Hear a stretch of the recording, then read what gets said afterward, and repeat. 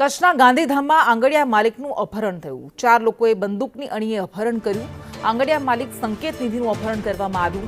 કારમાં આવેલ અજાણ્યા લોકોએ અપહરણ કર્યું। ગાંધીધામ પોલીસે આ મામલે તપાસ હાથ ધરી છે। તો ગાંધીધામની આ ઘટના છે। કચ્છમાં 4 લોકો બંદૂકની અણીએ આવ્યા અને એક આંગડિયા માલિકનું અપહરણ કરી ગયા। સંકેત નિધિ નામના આંગડિયા માલિકનું અપહરણ કર્યું। બંદૂકની નળીએ તેમણે અપહરણ કર્યું હતું।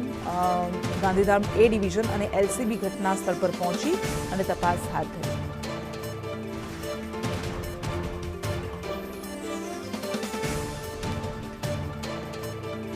વધુ વિગત સાથે સંવાદદાતા અલ્પેશ ગોસ્વામી જોડાઈ ગયા છે। અલ્પેશ, બંદૂકના નાળચે એક આંગડિયા પેઢીના માલિકનું અપહરણ થઈ જાય છે।